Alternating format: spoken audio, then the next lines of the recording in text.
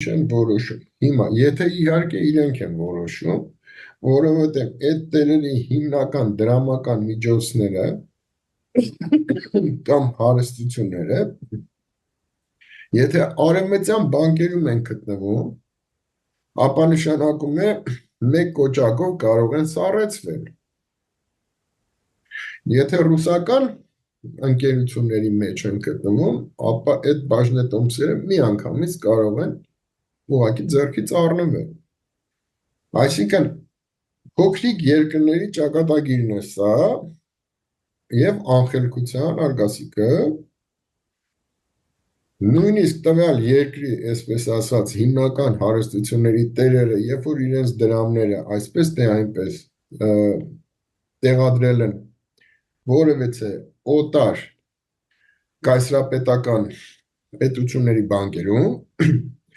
ապա նրանք արդեն ենթակայության տակ են։ Դրա համար նրանց կայացրած որոշումները, որպես այդպիսին, անկախ չեն։ Այս էլ երկրորդ հարցը լուծեցին պատասխանների։ Մենք կամաց-կամաց մոտենում ենք քաղաքականությանը, հա։ Այդ ամեն ինչը ինչ որ ասեցի, նույն ձևի, կլասիկ ձևով համապատասխանում է այսօր աշխարհի բոլոր երկրներին, մի քիչ մեծ չափսերի, մի քիչ փոքր չափսերի։ Այսօր ամբողջ Միացյալ Նահանգների օրինակը ուներից բերեմ, ինչ տարբերություն։ Ուրեմն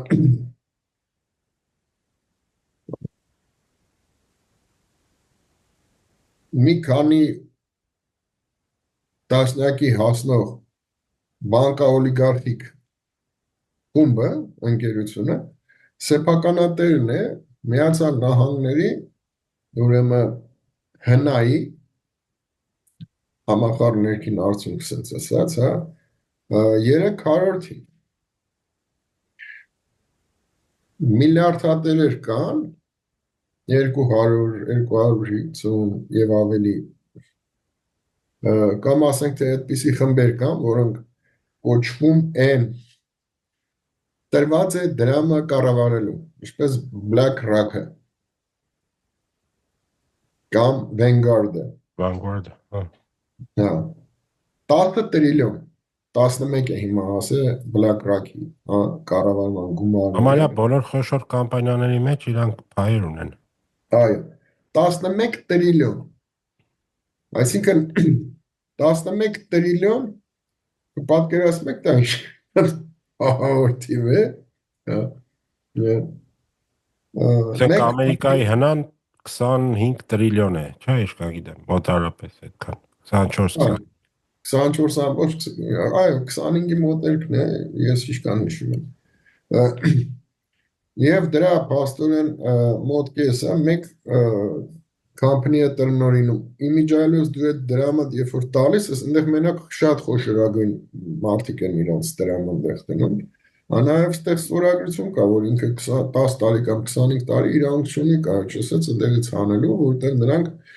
դնում են տարբեր այսպես զամբյուղների մեջ ու շրջանառություն է ստեղծում,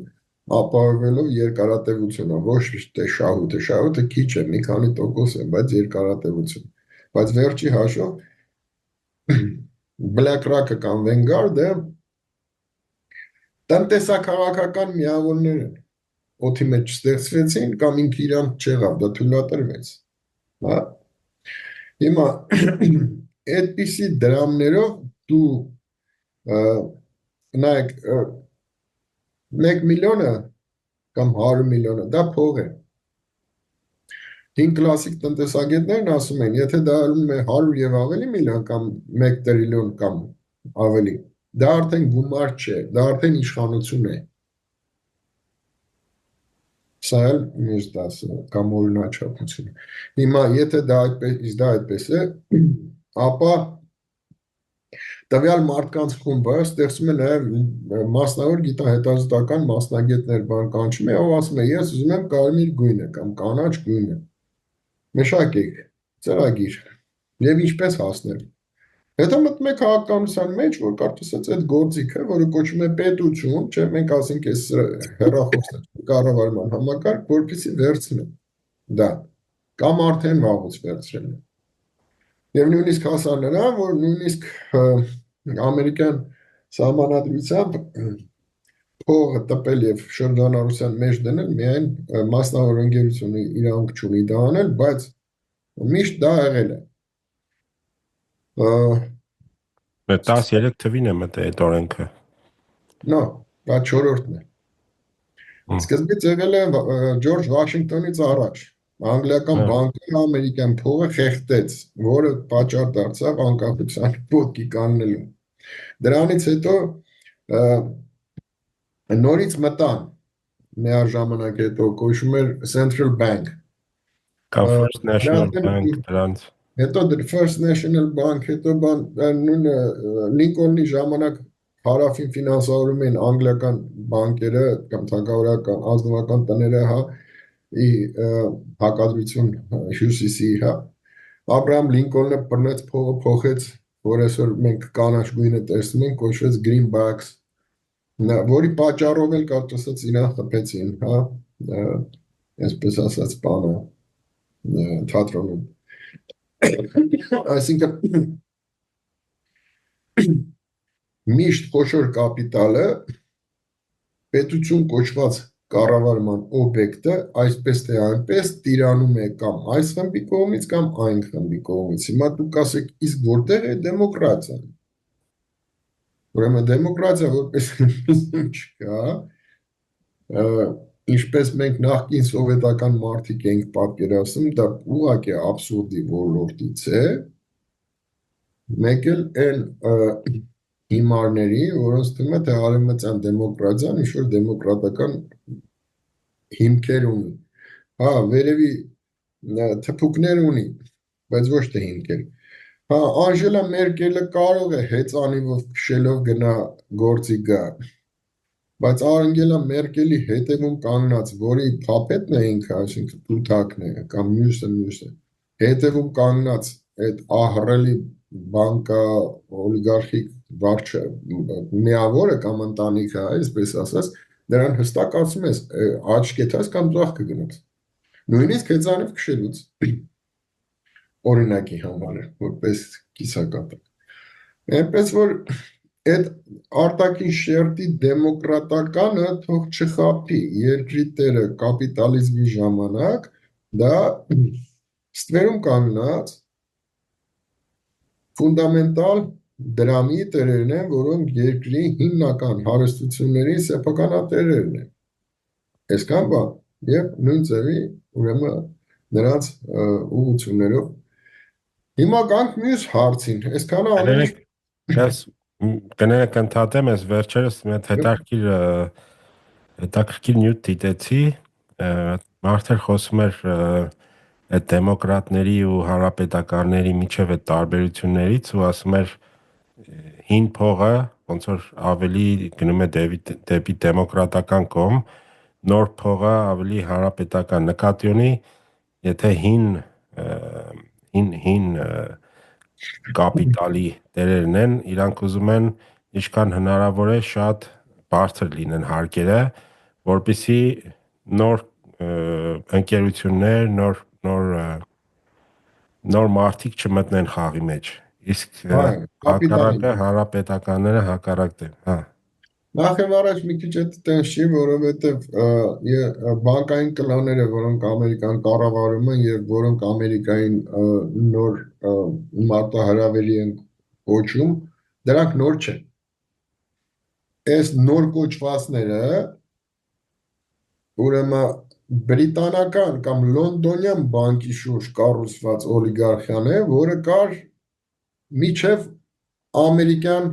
այդ հզոր կապիտալը գոյություն ունենալը։ Դա կար միջև նույնիսկ Ջորջ Վաշինգտոնը հələ չէր ծնվել։ Ուղղակի ուրիշ մակարդակի վրա էր, բայց արդեն քանի որ Բրիտանիան 300 տարվա իմպերիա էր, նա արդեն կարծես այդ փորձառությունը եւ այդ գծերը արդեն, զարգացման գծերը ուներ։ Հիմա եվրոպական ամենահին բանկաօլիգարխիկ կամ դրամի հիմքով ընկերությունները կամ ասեմ կլուբները կլան։ Ուրեմն ամենահզորներից մեկը ես ասեմ, թե որն է։ Դա կոչվում է կլոր սեղան կամ Rohat եւ Miller գրուպ է կոչվում։ Rohat-ը եւ Miller-ը դրանք հարավաֆրիկյան հանրապետությունում, ուրեմն սրանից մոտ 150 տարի առաջ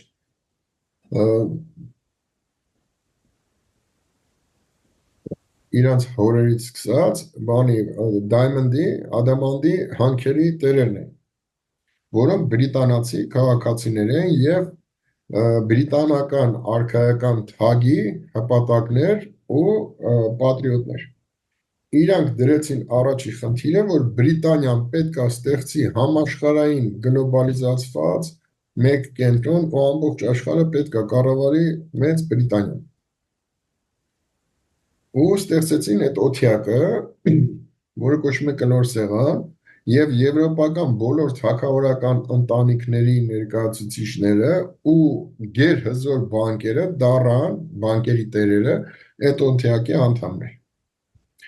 Այս կլոր սեղանը մի հատ ցնցվեց երկրորդ համաշխարհային պատերազմի ժամանակ, բայց վերահաստատվեց առաջին ժողովը երկրորդ համաշխարհայինից հետո առաջին ժողովը տեղ ունեցավ Ամստերդամում 1948 թվականին եւ ժողովը անցկացնող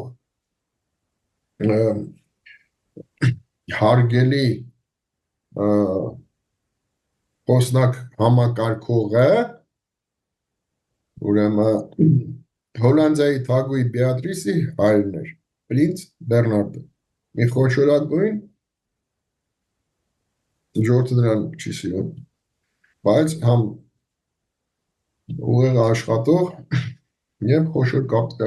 մի խոսքով թագավորական տունը։ Հիմա եթե մի քիչ էլ ավելի հետեթանք, մի թեթև պատմություն օրինակներ, նայեք դեռևս 1901 թվականին ուրեմն Եվրոպայում խոշորագույն բանկային ընտանիքները, որոնց մեծ մասը հրեական ընտանիքներ են, դիմում գրեցին Վիկտորիա թագուհուն, որ թույլատվություն տա բանկային ընտանիքները ամուսնանան ազնվական, այսինքն թագավորական ընտանիքների հետ ավելի ճիշտ։ Վիկտորիա տատիկին ինչու։ Վիկտորիա տատիկը ուներ 9 հատ աղջիկ, 9-ին էլ փսակել էր 9 մանարխների հետ։ Փաստորեն բոլոր եվրոպական թագավորների ուղիղ տատիկներ ինքը։ Այսինքն այնտեղ արդեն իր թոռներն են կառավարում, հասկանում որտեղ 87 տարեկան էր։ Եվ այնտեղ Վիկտորիան ասեց ոչ, Վիկտորիան մի տարի հետո, թե 8 ամիս հետո մահացավ, հաջորդ տարի ժողովը ասեց այո, որ մտածում են այդ բանկային ընտանիքներին նույնիսկ բաները կա, թե ով ոնց է մտածի ինչոց, հրեական բանկերը մտածում են իրենց բանկային կապիտալի ժառանգականությունը երկարաձգելու համակարգ գտնել եւ գտան, որ դա ճիշտ է, քանի որ 400 տարի գոյատևել է Եվրոպայում, մտեն այնտեղ, այս իրանց շահներ, նաեւ ներսից իրանք տնեն անեն, ասենց ասած, իսկ ազնվական տները մտածեցին, եթե սրանց կարճ ասած մենք մեզանից հեռացնենք, նրանք կգնան հեղափոխությունները կֆինանսավորեն եւ բուրբոնների վիճակում կհայտնվեն։ Ավելի լավ է քաշենք մեր մեջ եւ ձուլենք։ Փաստորեն 1902 թվին այդ օքեյ ստացել են, հիմա 1902 թվից անցել է մոտավորապես 123 տարի։ Այդ ընտանիքները 7 սերունդ է Էդգար, արդեն սրանք իսար իրար հետ են։ Այս քո ասած 5 կլանն է։ Միացյալ Նահանգներում 900 թվականներից սկսեց ահռելի մեծ, արդյունաբերական, հսկայական ուրեմն վերելքը, որտեղ առաջացավ Ռոքվելլերների հզոր ընտանիքը, Դյուպոնների ընտանիքը, այնտեղ Կարնեգիների ընտանիքը եւ այլն, այս հզոր մագնատներ, որոնք իրար դեմ պայքարելուց բացի փորձում էին նաև կարծեսացա այդ եվրոպական այդ կլոր սեղանի ազդեցությամբ էմիսարների հետ էին մի մասը դրանց դեմ էին պայքարում եւ այլն բայց առաջնորդության հետ կապված ասեմ, որ երկրորդ համաշխարհային պատերազմի ֆինանսավորման ուղղությունները նայելով տեսնում ես, որ ամբողջ այդ ընտանիքների հակասությունների, խնդիրների հետ էր կապված եւ ոչ թե էթնոսների, պետությունների ազգերի։ Որտեղ նրանք են կառավարում այդ պետությունները, դե ապրանք է։ Ոնց բրդես նրանց կգնա, հա, ասենց ասած։ Եվ վերջի հաշվով երկրորդ համաշխարհային պատերազմից հետո, երբ որ Եվրոպան ցած ավիրված ոչնչացած էր, Միացյալ Նահանգների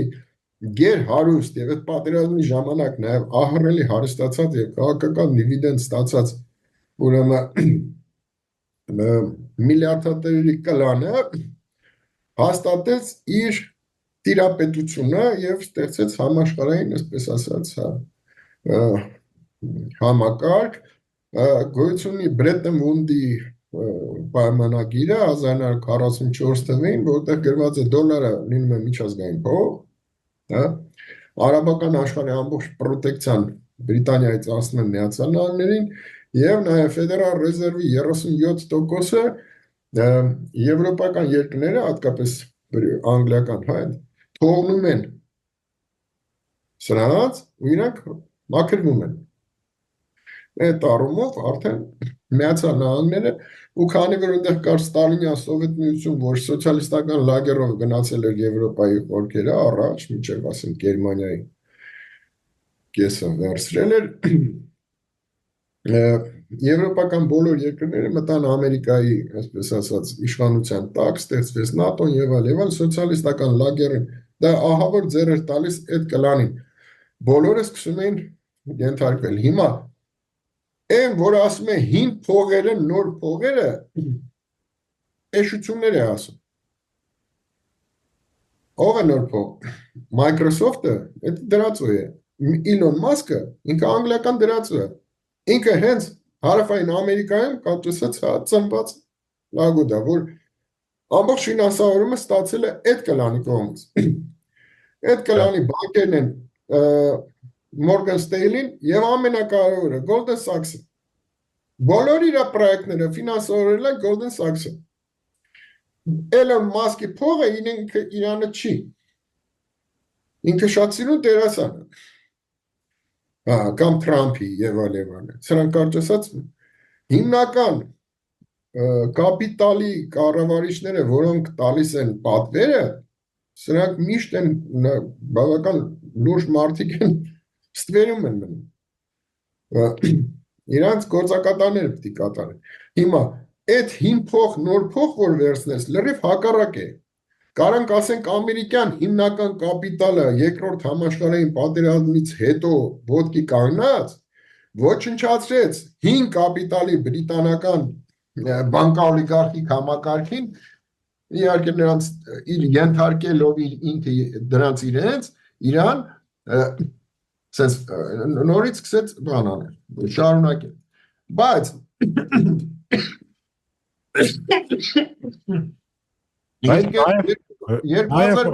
ճգնաժամից հետո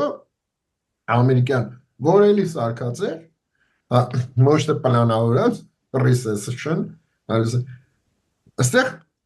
այսօր այս երկու բանկային գերհզոր խմբավորումների պայքարն է գնում համաշխարհային տիրապետության համար, որի համար ծառայում են պետությունները, որոնք, ինչպես նոր խոսեցինք, սրանք գործիք են, ապրանք են, հա,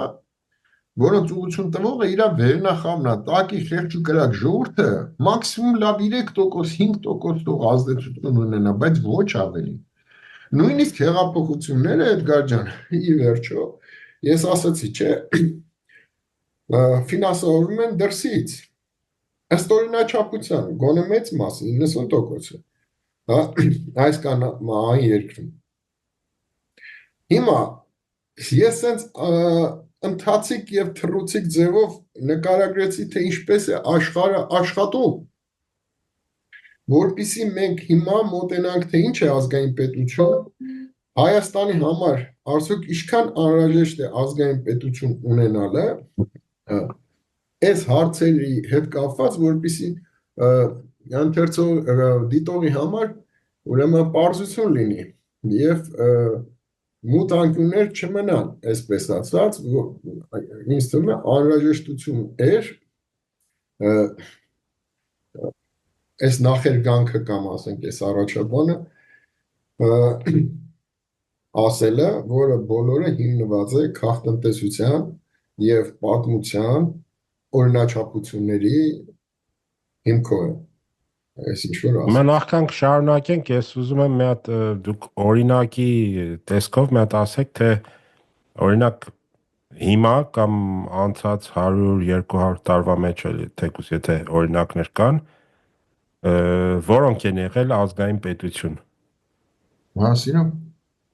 Մա ճապոնյան ազգային պետություն է թե չէ, կամ լրիվ նույնիսկ անգլիան ազգային պետություն է թե չէ։ Ով Անգլիան հիմա ինքը միջև հիմա հələ կայսրապետություն է վերջի հաշվով, որովհետև այսօր Կանադայում փողը Անգլիայի հետ հագու դեմքով է, Ավստրալիայում նույնը, Նոր Զելանդիայում նույնը, նա իմպերիա է վերջի հաշվով հələ մնաց է, այսպես ասած, բայց նա բավական ազգային է եւ ազգային է, այո։ Բավական ինչու բավական, որովհետև ինքը կայսրապետություն է, ինքը չի կարող միայն ազգայինը հրել առաջ, որովհետև այնտեղ իր ենթակայության տակ բազմաթիվ էթնոսներ կան, որոնք դրանից կնեղանան, այսպես ասած, պետք է հավասարության բան տալ, հա։ Հիմա օրինակ բայց դուք ասացիք, որ հիմնականում կարևոր է կապիտալը ում ձեռում է գտնվում, կապիտալի այդ կապիտալը պետք է շատ մեծ սխալ